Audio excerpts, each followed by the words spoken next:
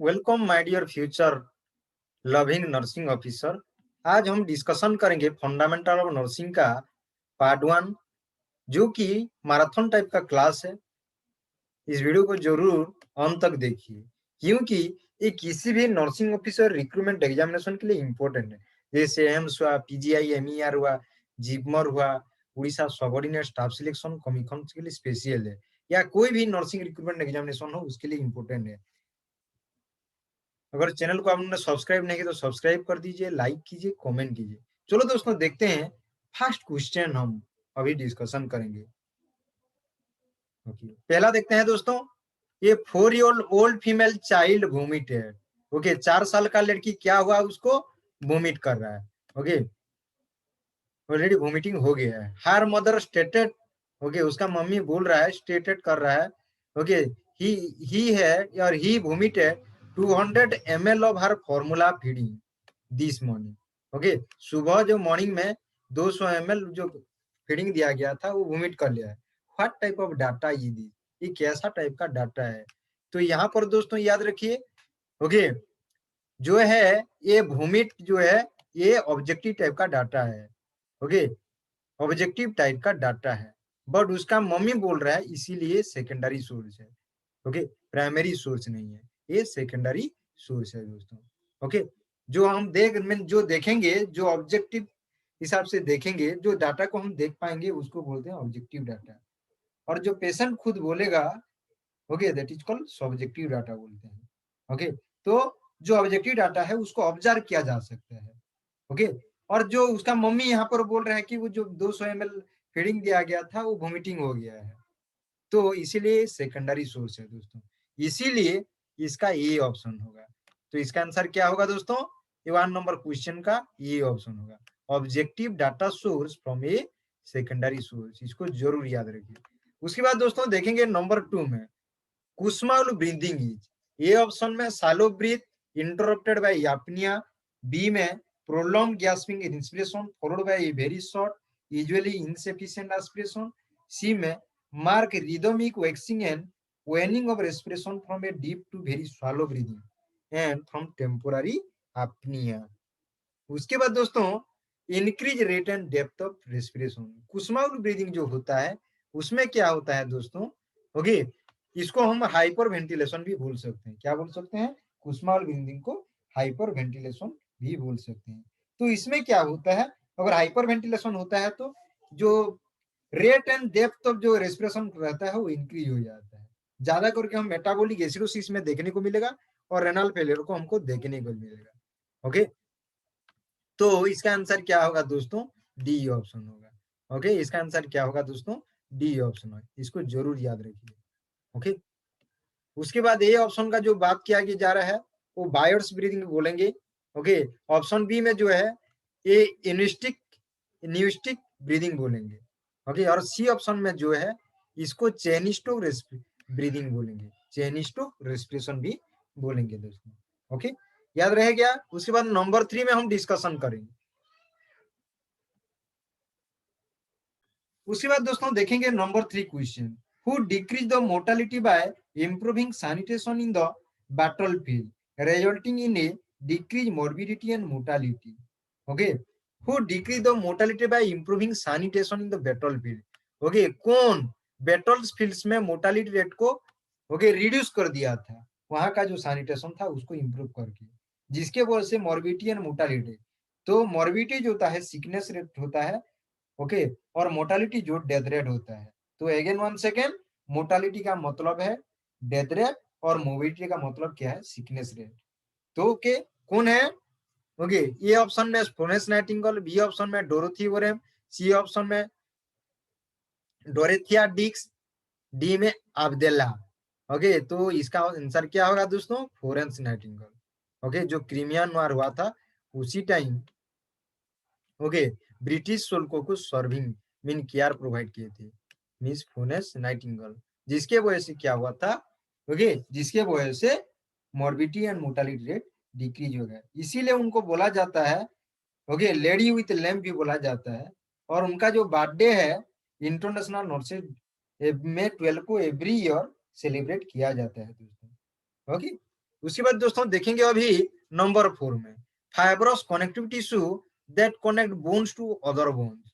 Okay, bones to other bones कौन connect करता है? फाइब्रस कनेक्टिव टिश्यू, याद रहे क्या? ओके, फाइब्रस कनेक्टिव टिश्यू का काम क्या है? बोन टू अदर बोन को कनेक्ट करेगा। ओके, उसको हम क्या बोलेंगे? ए ऑप्शन में टेंडन, बी ऑप्शन में लिगामेंट, सी ऑप्शन में स्केलेटल मसल, डी ऑप्शन में कार्टिलेजिनियस टिश्यू बोलेंगे दोस्तों। तो इसका आंसर क्या होगा दोस्तों? इसका आंसर क्या होगा? लिगामेंट होगा। इसका आंसर क्या होगा? लिगामेंट होगा। यहाँ पर मैं टिक मार्क दे रहा हूँ। ओके, लिगामेंट होगा, जरूर इसको याद रखिए।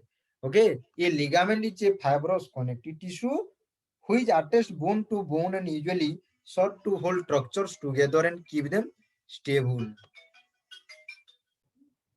चलो दोस्तों देखेंगे भी 5 नंबर क्वेश्चन। ये fibrous connective tissue which attach muscle to bone. Okay, okay, muscle to अगर बोन को जो अटैच करता है, जो फाइब्रस कनेक्टिव टिश्यू, उसका नाम क्या है? ये tendons, B ligament, C skeletal muscle, D cartilaginous tissue. तो 5 में का आंसर क्या होगा दोस्तों? ओके, इसका आंसर होगा टेंडन्स। इसको जरूर याद रखिए। ओके, जैसे आईबॉल का, ओके, मसल टू जो स्ट्रक्चर को जैसे कनेक्ट करता है, इसीलिए इसको टेंडन बोला जाता है। Okay, tendon serve to move the bone और स्ट्रक्चर, किसी भी स्ट्रक्चर और किसी भी बोन को मूवमेंट करने के लिए टेंडन, ओके, सबसे इंपॉर्टेंट है। उसके बाद दोस्तों देखेंगे नंबर 6 में।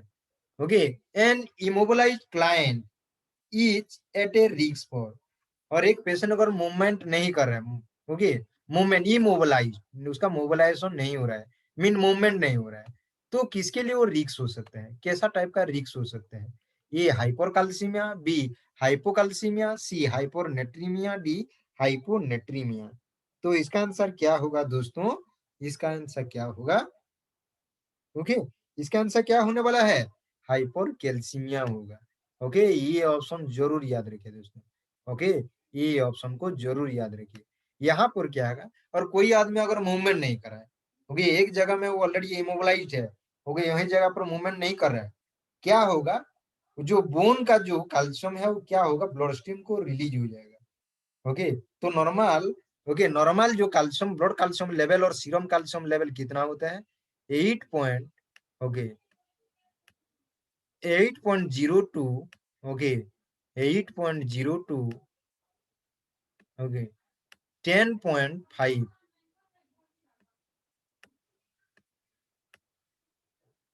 ओके, 10.5 मिलीग्राम पर डीएल बोलेंगे दोस्तों। ओके, ये है normal, okay, normal blood calcium level. Okay, तो यहाँ पर मैं आप लोगों को मेंशन करा दे रहा हूँ। अगर less than, okay, less than ये होता है 8.0 मिलीग्राम पर डीएल होता है, ओके, तो टीटानी होता है। अगर greater than, okay, greater than अगर 10.5 मिलीग्राम होता है और डीएल होता है, तो उसको हाइपरकैल्सीमिया बोलेंगे। तो याद रह गया, इसको जरूर याद रखिए। ये है नॉर्मल, डिक्रीज करेगा तो टिकानी, और इंक्रीज करेगा तो हाइपरकैल्सीमिया। चलो दोस्तों देखेंगे अभी 6 number. Okay, the nurse choose to assess an apical pulse instead of a radial pulse। Okay, nurse, एक नर्स क्या चूज किया? एपिकल पल्स को असेस करने के लिए, वो रेडियल पल्स को छोड़ के। Which of the following client condition influence the nurse's decision? Okay, which of the following, नीचे दिया गया 4 ऑप्शन में कौन सा, ओके, मीन कौन सा क्लाइंट कंडीशन के वजह से नर्सेस का डिसीजन इन्फ्लुएंस हुआ? The client had surgery 18 hours before, the client has an arrhythmia, the client is in shock, okay, the a client's response to orthostatic changes। Okay, तो इसका answer क्या होगा दोस्तों? इसका आंसर क्या होगा? ओके, इसका आंसर क्या होगा? बी होगा, 7 B, the client has an arrhythmia, जिसके वजह से नर्सों का डिसीजन चेंज होके, ओके, इसीलिए वो क्या हुआ? एपिकल पल्स को असेस किया, जो रेडियल पल्स करना चाहिए था। ओके, तो दोस्तों अभी देखेंगे हमारे 8 number. Which of the following intervention is not recommended in watery diarrhoea? Okay, नीचे दिया गया कौन सा इंटरवेंशन को, ओके, रेकमेंड नहीं किया जाता है वाटरी डायरिया में? A intravenous albumin, B potassium supplement, C psyllium, D normal saline. Okay, तो दोस्तों यहाँ पर 8 का आंसर क्या होगा? 8 का ओके, इंट्रावेनस एल्बुमिन नहीं दिया जाएगा। ओके, ये रेकमेंड नहीं किया जाएगा इनकेस ऑफ वाटरी डायरिया में। Okay, in case of watery diarrhoea में नहीं किया, क्योंकि एल्बुमिन हाइपरटोनिक होता है। क्या करेगा ये? टिश्यू में क्या होगा? टिश्यू में जो फ्लूइड रहेगा वो फ्लूइड को इंट्रावास्कुलर स्पेस को ओके मीन लीकेज हो जाएगा, वहां पर वो ड्रॉ कर देगा। ओके, इसीलिए तो आंसर 8A होगा, इसको जरूर याद रखिए। उसके बाद दोस्तों देखेंगे नंबर 9 में, which of the following reaction is expected from a client who has just been told by his doctor that he has tumor in is malignant and metastatic। Okay, कैसा टाइप का रिएक्शन होगा एक patient का, क्योंकि doctor उसको बोला है आपका एक ट्यूमर है, मेलिग्नेंट है एंड मेटास्टेटिक है। ओके, ये ब्लेमिंग मेडिकल किया, B crying uncontrollably, C asking for additional medical consultation, D refusing to be visited by relatives. Okay, तो इसका आंसर क्या होगा दोस्तों? इसका आंसर क्या होगा? ओके, इसका आंसर ओके इसका आंसर होगा किसी भी ग्रीप प्रोसेस का जो फर्स्ट फेज रहता है वो डेनियल होता है। ओके, क्या करेगा यहाँ पर? The client Denis the diagnosis, diagnosis को क्या करेगा? डेनिज करेगा, मना कर देगा। ओके, और इसीलिए would like to get second opinion, इसीलिए वो क्या चाहता है? सेकेंड ओपिनियन चाहता है। तो इसका आंसर क्या होगा दोस्तों? 9C। Okay, asking for additional medical consultation, तो 9C होगा, इसको जरूर याद रखिए। उसके बाद दोस्तों देखेंगे 10, which of the following nursing intervention is a priority for a patient during the immediate post operative period? which of the following, नीचे देगा 4 ऑप्शन में, कौन सा एक नर्सिंग इंटरवेंशन है जो कि ओके प्रायोरिटी बेसिस में पेशेंट को ओके पोस्ट ऑपरेटिव पीरियड में दिया जाएगा, इमीडिएट दिया जाएगा? Observing for haemorrhage, B maintaining patent airway, C recording the intake output, okay, D में हो गया checking the vital sign at every 15 minute. Okay, तो इसका आंसर क्या होगा दोस्तों? ओके, इसका आंसर क्या होगा? मेंटेनिंग पेटेंट एयरवे, ये जरूरी है। ओके, तो बी आंसर होगा, इसको जरूर याद रखिए, क्योंकि हम जो जानते हैं एबीसी सीपीआर भी जब भी हम करते हैं, किसी भी जो प्रोसीजर करते हैं सीपीआर में, तो उसमें हम क्या देखते हैं? ABC, airway breathing and circulation technique देखते हैं। क्योंकि इसीलिए हमारा फर्स्ट प्रायोरिटी क्या है? ओके, फर्स्ट प्रायोरिटी होता है एयरवे मेंटेनिंग करना जरूरी है, उसके बाद ब्रीदिंग करेंगे, उसके बाद सर्कुलेशन करेंगे। ओके, इसीलिए पेशेंट जब पोस्ट एनेस्थेटिक केयर यूनिट से रिकवरी से आता है तो हमारा पहला काम है पेशेंट एयरवे पेटेंसी को असेसमेंट करना है या मेंटेन करना है। उसके बाद दोस्तों देखेंगे 11 number, while a patient with ascites, okay, ascites is receiving albumin, okay, receiving albumin, एक पेशेंट का क्या है? आसाइटिस है, accumulation of fluid in the peritoneal cavity, peritoneum. Okay, accumulation of fluid in the peritoneum, जो कि एल्बुमिन रिसीव कर रहा है। Okay, the therapeutic effect will be greater if the nurse regulate the infusion to flow. Okay, therapeutic effect greater होगा, सबसे अच्छा होगा जब एक नर्स इन्फ्यूजन फ्लो को रेगुलेट करेगा। क्योंकि कैसे रेगुलेट करेगा? ये ऑप्शन में slowly and restrict food intake, B slowly and encourages liberal food intake, C rapidly and restrict food intake, D rapidly and encourages liberal food intake. Okay, तो क्या होगा दोस्तों यहाँ पर? इसका आंसर क्या होगा? ओके, इसका आंसर क्या होगा?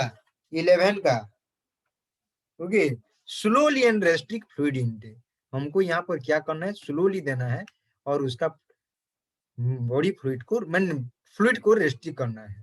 ओके, जिसका ऑप्शन आंसर है, क्योंकि एल्बुमिन जो होता है एक तो कोलेड होता है, ये क्या करता है? हमारा वास्कुलर सिस्टम में ओके फ्लूइड को मेंटेन करके रखता है। ओके, अगर स्लोली देंगे तो सबसे अच्छा है, थेरापेटिक इफेक्ट अच्छा रहेगा। ओके, अगर स्पीडली दे दिया सब कुछ, स्पीडली दे दिया तो क्या होगा? किडनी में फिल्टर आउट होकर निकल जाएगा, जिसका थेरापेटिक इफेक्ट 0 होगा। समझ में आ गया? उसके बाद दोस्तों देखेंगे 12 में, what is the maximum duration of time the nurse allows an IV bag, intravenous bag of solution to infuse to a patient. What is the maximum duration of time nurse allow? Okay, जब IV bag of solution है, कितना time लगेगा एक patient को, maximum time, okay, उसको infuse करने के लिए? A 8 hour, B 12 hour, C option में है 18 आवर, डी ऑप्शन में है 24 आवर। तो इसका आंसर क्या है दोस्तों? ओके, मैक्सिमम, ओके, 24 आवर्स उसको दे सकता है। ओके,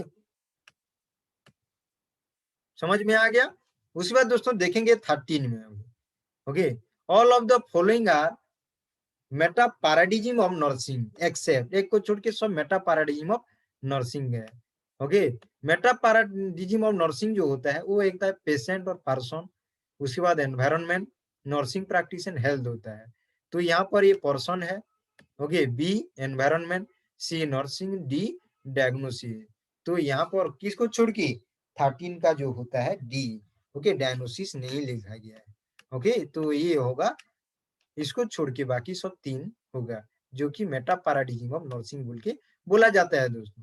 ओके, जैसे फॉर्मेट में एक्सप्लेनेशन कर देंगे तो नर्सिंग का, मेटा पैराडिज्म ऑफ नर्सिंग का, ओके, पर्सन होगा और पेशेंट बोलेंगे, ओके, एनवायरनमेंट होगा, नर्सिंग प्रैक्टिस होगा, उसके बाद हेल्थ होगा। Okay, diagnosis not a Meta paradigm.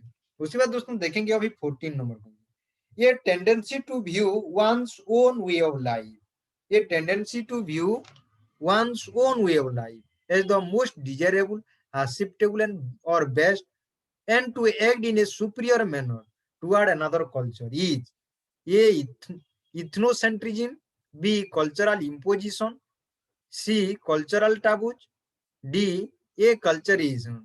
A tendency, okay, to view one's own way of life as the most desirable, acceptable, or best, or to act in a superior manner toward another culture. Okay, mean एक आदमी, mean patient, और suppose nurse patient का अगर culture को क्या कर रहा है, सुपीरियर मैनर में उसको डिजायरेबली, मीन ठीक है, उसको डिजायर मीन उसे ये मीन क्या बोले, इच्छा एक है उसका, एक एक्सेप्टेबल है, ठीक है, अच्छा है, चलो ये एक्सेप्टेबल है, और बेस्ट, और to act in a superior manner, जिसके वजह से हमको पता है इतना क्या होता है।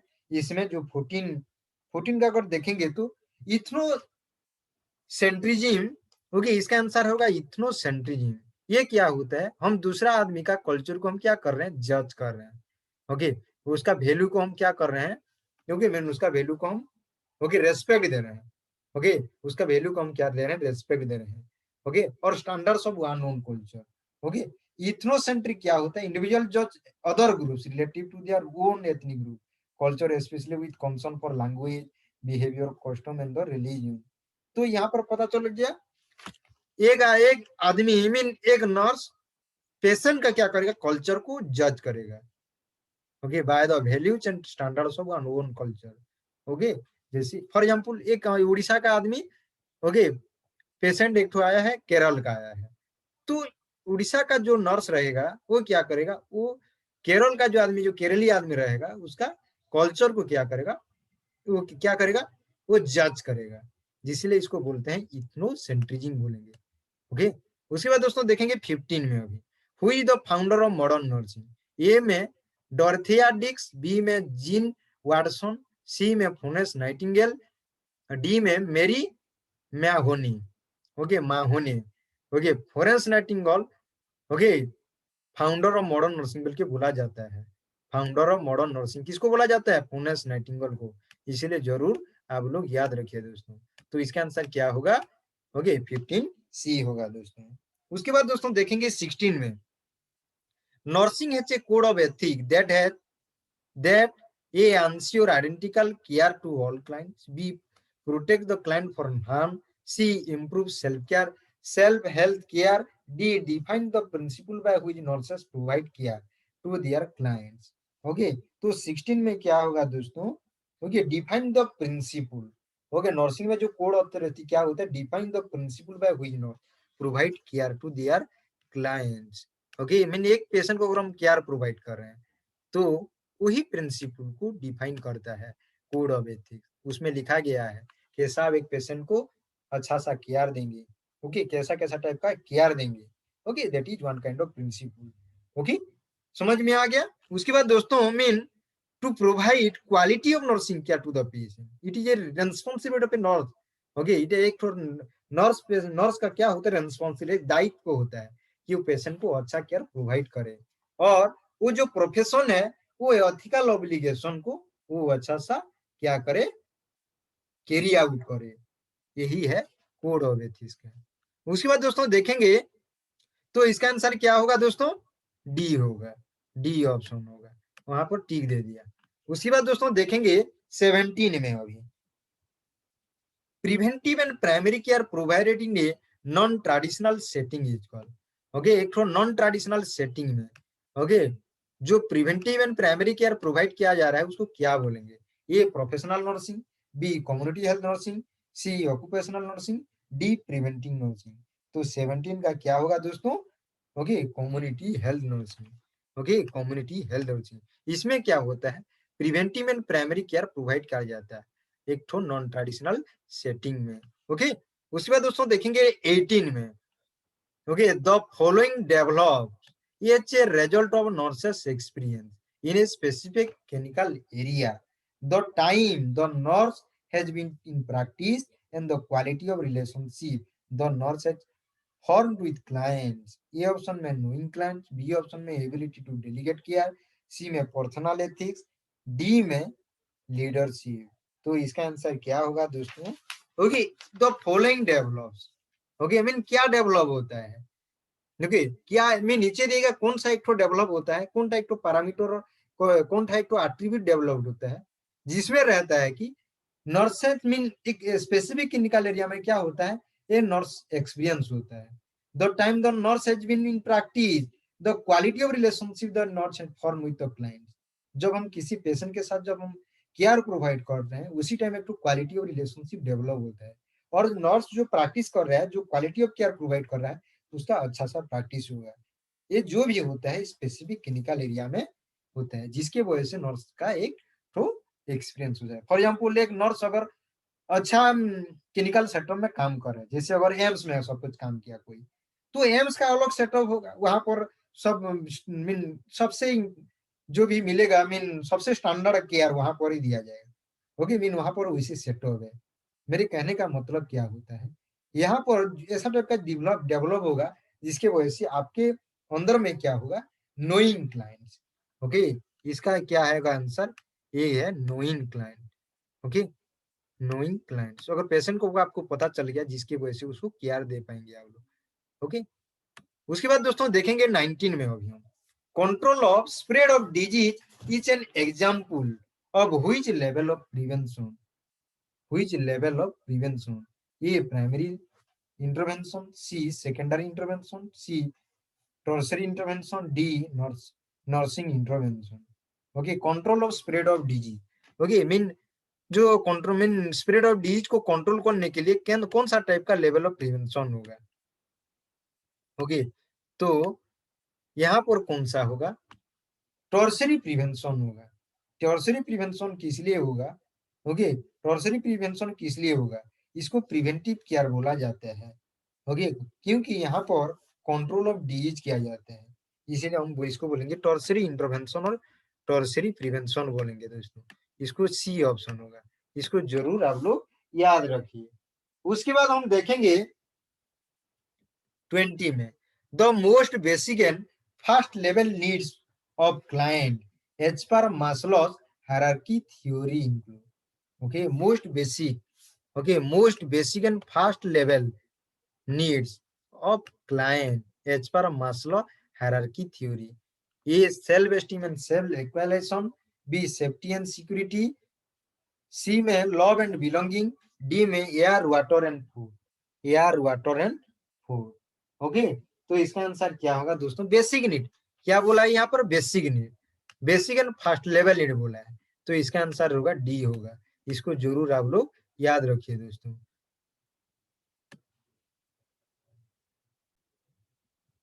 Thank you very much. अगर चैनल को आप लोगों ने सब्सक्राइब नहीं किया तो सब्सक्राइब कर दीजिए, लाइक कीजिए, कमेंट कीजिए दोस्तों, और हमारे चैनल के साथ बने रहिए। Thank you very much.